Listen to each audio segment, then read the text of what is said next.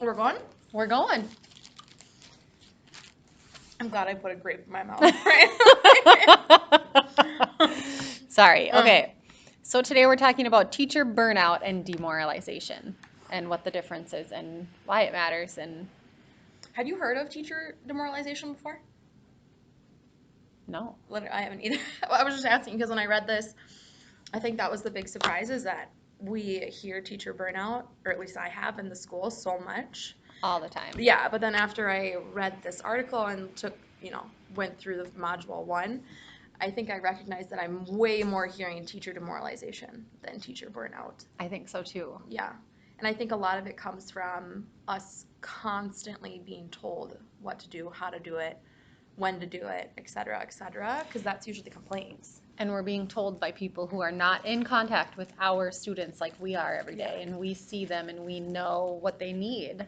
If anyone knows what they need, I guess it would be us being on the front lines of things. Yeah. And we've talked about this before, but like the fact that like sometimes, and this is going to sound bad, but it's kind of the truth of it, there's a reason that I went to school to become a math teacher, not a gym teacher. And when I have a gym teacher telling me how to teach math, it's hard not to get defensive. And I think that's where like the demoralization comes in. And I feel like I spent 4 years learning how to do this. And then, Right. which I think it's also a benefit having other teachers come in and like, I like hearing what you're doing in Spanish class. I like hearing what kids are doing. I like hearing that and seeing how I can incorporate some ideas. But at the same time, like when I'm told to do something a certain way, it makes me feel like my education was pointless. Yeah.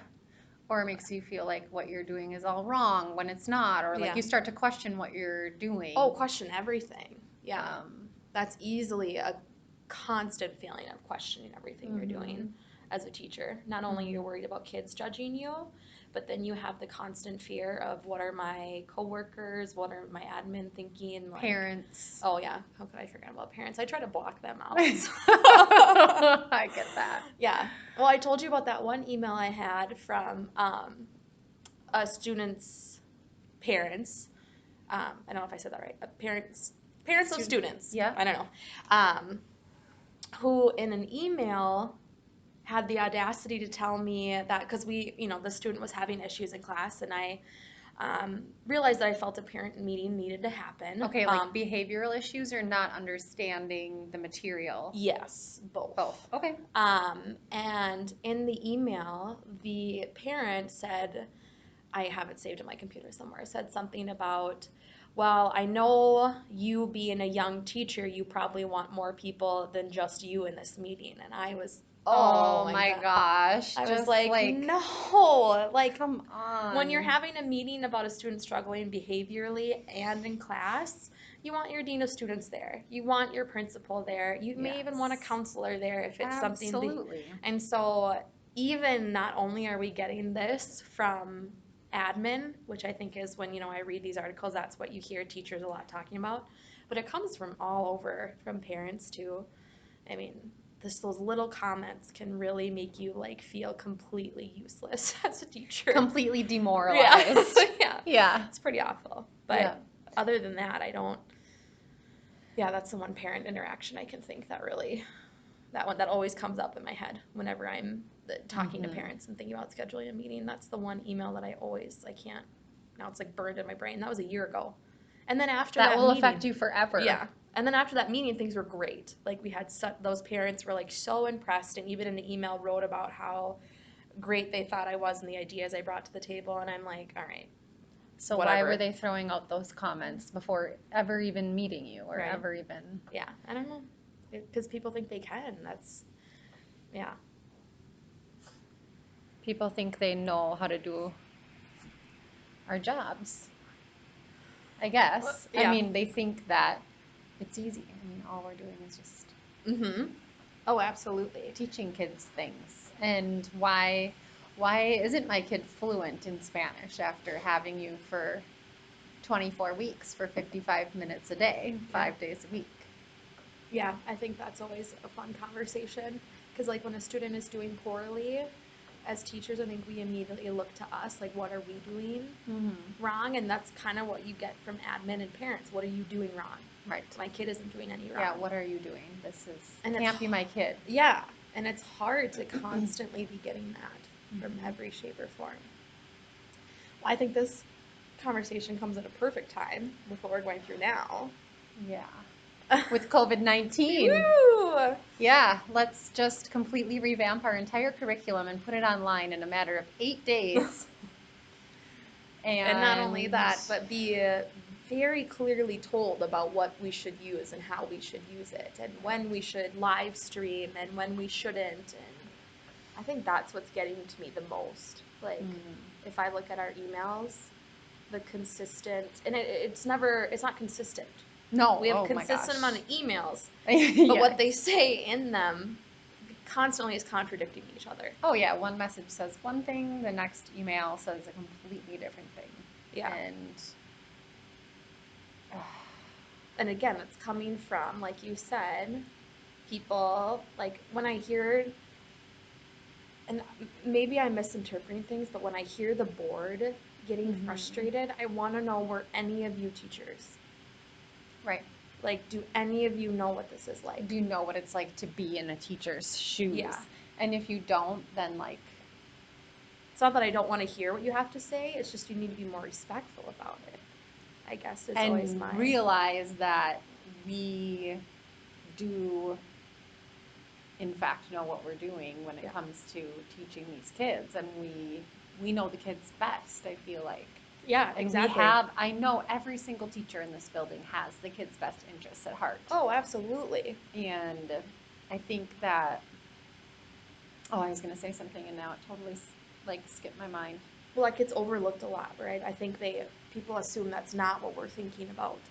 Whenever I'm creating or doing something. They think that it's all about ourselves. Yeah, yeah. Or with this, us having these 8 days off to prepare this distance learning plan, like how many people have you had ask you, oh, how's your break going? Yeah, that's so frustrating. Like, I'm sorry, I haven't been on break. I have been at school my regular hours, Sitting mourning the loss of my yeah. students, Yeah. concerned about my family and my own health and my, coworkers' health and the health of the world at this point. But here I am, making videos and recording myself Yeah. and like trying and learning all of these new tools to teach online, Yeah. And no, it's not a break. Yeah, and that's again just those little comments that people make that immediately make us feel completely I feel demoralized. Yeah. I'm just trying to say that funny. I think they just think that we're, sipping coffee in our pajamas at home, like, and No. I actually come here to the school and sit in my empty classroom. And I think that's the worst part is we have to sit in here and stare. Like I'm going crazy sitting in my room, and it's making it worse. And like you said, it's almost like mourning the loss of our students, like especially the seniors.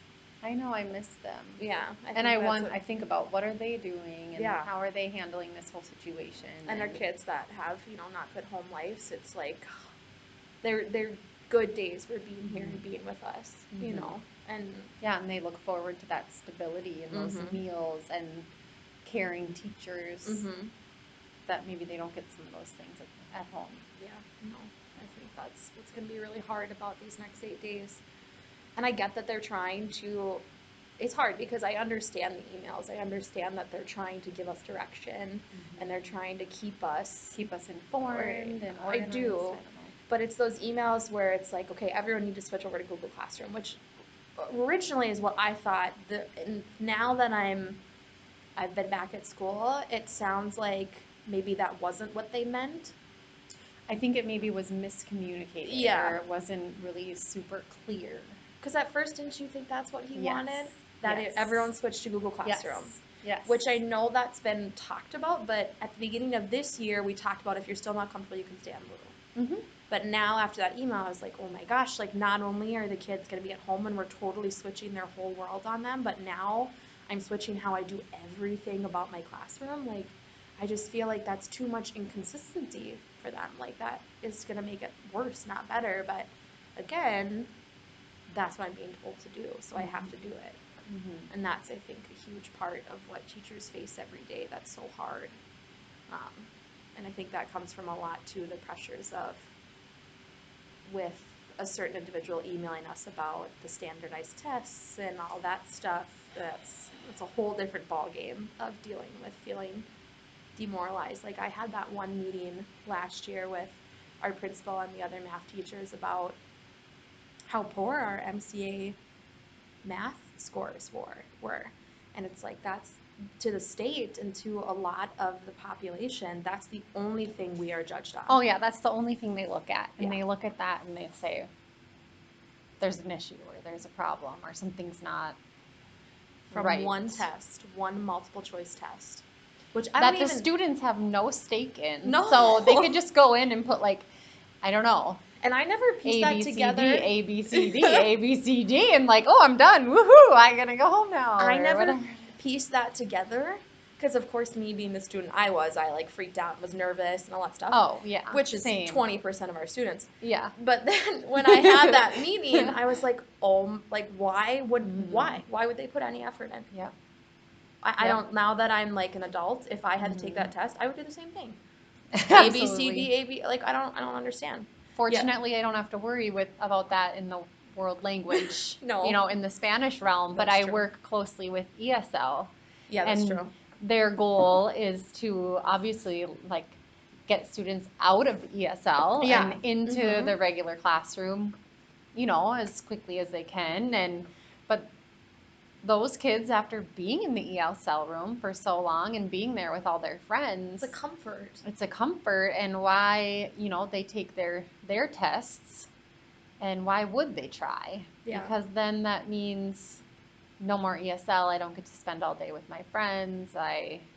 Kids are smarter than we give them credit for. They figure that stuff They're out. definitely smarter than I was in high school. I know, that's what I I'm was saying. like, oh my gosh, this test! I have to do well on this Exactly, test. and I don't know. I think they're outsmarting us now, I or think they've so. figured it out. Yeah. You hear all this stuff, and that's so interesting about school. Like, when I was in college taking these classes, it like um, always surprised me that if you look at how we taught 20 years ago, really not much has changed, Right. if at all. Right.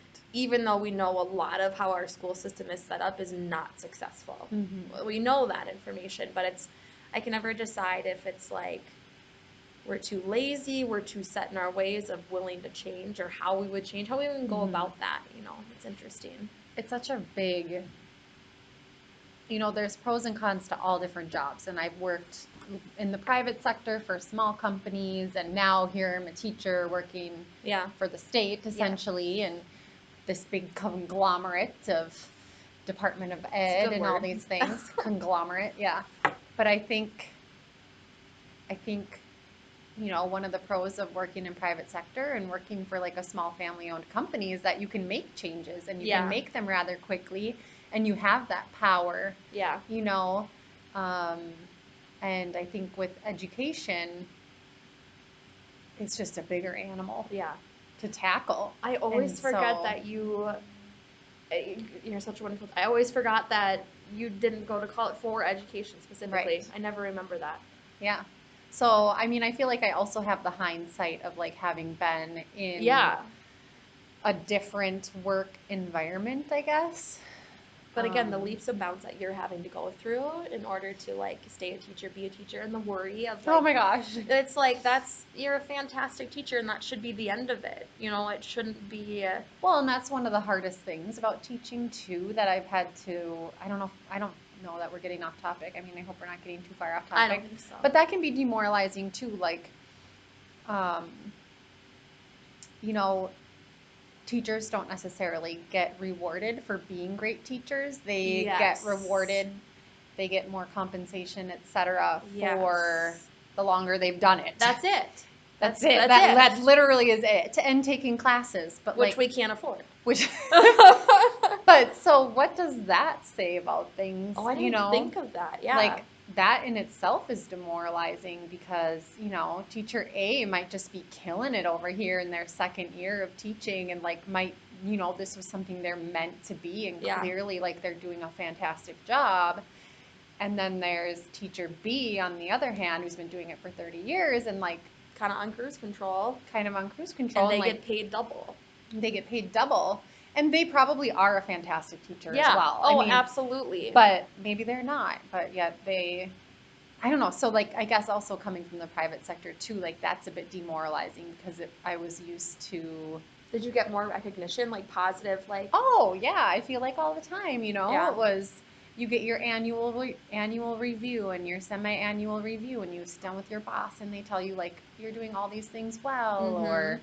and they get to, with the family-owned company I worked for, they got to determine my salary, if they wanted to give me a More or less, yeah. $5,000 raise this year, then great. Or if they wanted to give me added responsibility and say, like, if you're willing to take these on, then we will pay you this much more. Or, Yeah. you know, and there's pros and cons to everything, though, Yeah. I think. Well, I think that's, I mean, But especially as teachers, we hear only the negative, oh yeah, oh, you especially get the with summer our off. work. Yeah. Oh And my. we're on a break Take right a now for take a look at my COVID-19. summer. It's not a break. Yeah, And I mean, working. that's partially me. That's partially my. I can revamp this over the summer. I can do this over the summer. But you're Most also working teachers, another more than full-time job yeah, all summer yeah, long too, which is exactly. sad that many teachers have to do. Yeah, And that's demoralizing as well. yeah, that I can't afford. Yeah, I try not to think about that fact too much because it honestly, I mean, the fact that my loans, I mean, they barely moved in 3 years. I'm still at about 70,000, and I can't. If I didn't have a second job, I don't know. Like in this situation right now, Anthony and I are nervous. About how we're gonna make ends. I mean, we're gonna. It's gonna be fine. We have savings, et cetera, et cetera. But it's just that extra job was our loan payment. Because teaching really only covers rent and kind of the basics. And I think for me, I feel I'm good at my job. Again, we don't hear that often unless I think honestly, like, you are so oh, fantastic, and I see you interacting with the kids, oh gosh. and I just, oh, your You'll make me cry. relationships, like, sorry, your relationships though, like, teaching is so all about relationships, and you Yeah. interact so well with the kids, and they trust you, and like, Mhm. they live on every word that you say, and like, that shows so much about Ah. you. And then it makes me really sad that I see that this is truly what you're meant to be doing with your life, but you're not able to even make ends meet Yeah. doing that. And that's, I think, what's And sad. I'm not alone. You're So oh my not gosh, you're alone. not alone at all. I see so many on all like the social media sites and groups that I'm a part of, Yeah. all other teachers, like so many other teachers going through the same thing Mhm. and posting on there. I don't know how am I going to be able to pay for my student loans, now with the restaurant, my second job being It's shut gone. down, Yeah. gone during this time. Yeah. And fortunately, we're receiving our paychecks for Yeah. We teaching. should be grateful for that. Absolutely. But Trying to be. But yeah, it's overall, hard. tough job we have. Yeah. Is there anything you want to add here at the end? We covered a lot. I I think think a so. lot of it too is like I hear the self care, not Mm-hmm. crap, because it's not crap. No. I do take care of myself, but I think a lot of, when teachers are complaining, if you want to call it that, if they're talking about, the hardships of teaching, I feel like that's mainly what we hear is like, well, you just have to take care of yourself. And it's like, you know what? I am. Like, sometimes we have to make a bigger change. And I think that's a lot of what this class talks about is that, it's not just that quick, like, staff meeting, all right, we've talked about it, let's move forward, we're good now. It would have, those are such fun meetings. But, we have to actually put effort into it and change it. But again, that comes from administration being willing, and I guess I don't know about And where it we're comes at. from time. I mean, I don't know about you, but like, do you know many with teachers with a lot of free time to be spending No.